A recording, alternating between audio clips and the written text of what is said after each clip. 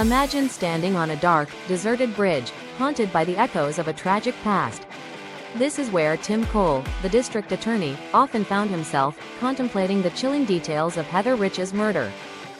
Heather Rich, a 16-year-old cheerleader from Waurika, Oklahoma, was brutally murdered by 3 teenage boys on October 3, 1996.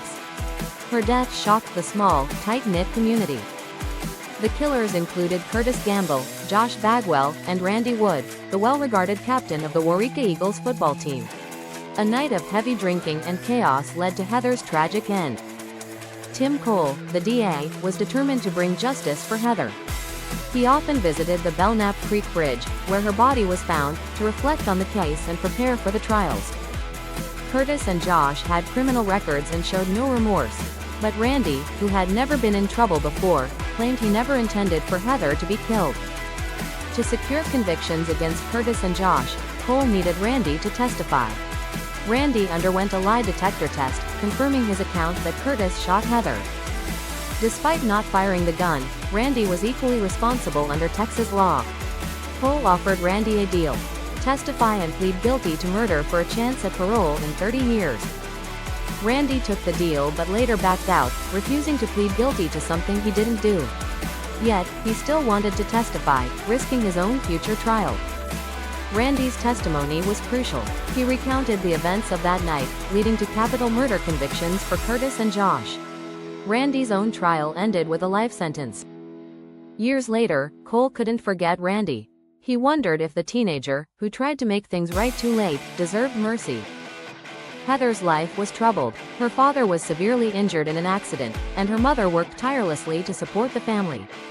Heather acted out, seeking escape from her chaotic home life. On the night of her murder, Heather sneaked out to meet Josh for their first date.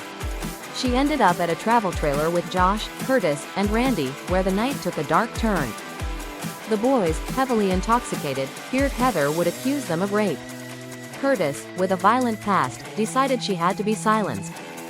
Randy, scared and feeling hopeless, followed Curtis's orders. Heather, unconscious, was taken to the bridge where Curtis shot her multiple times. Randy helped dispose of Heather's body, driven by fear of Curtis. He later confessed, haunted by his failure to stop the murder.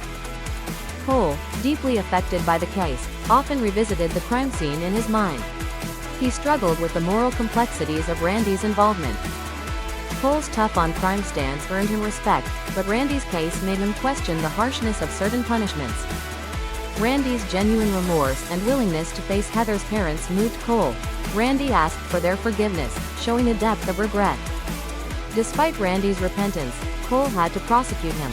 The law of parties in Texas held Randy equally accountable for Heather's murder. Randy's life sentence weighed heavily on Cole. He wondered if a lesser sentence would have been more just, considering Randy's efforts to make amends. Years later, Cole received a call from Randy's cousin, seeking a sentence reduction. Cole agreed to support the effort, believing Randy deserved a second chance. Cole's own life had been tumultuous. His career ended after a DUI arrest, and he struggled with personal hardships, including a divorce and a drinking problem. Cole's experiences made him more empathetic. He saw how good people could make terrible mistakes and believed in the possibility of redemption. In 2010, Cole visited Randy in prison. The teenager he remembered had grown into a reflective, articulate man, trying to make the best of his circumstances. Randy shared his daily life in prison, his efforts to stay busy, and his involvement in educational and religious programs. Cole was struck by Randy's outlook. Despite his situation, Randy remained hopeful and helped others cope with prison life. Randy's remorse for not stopping Heather's murder was evident.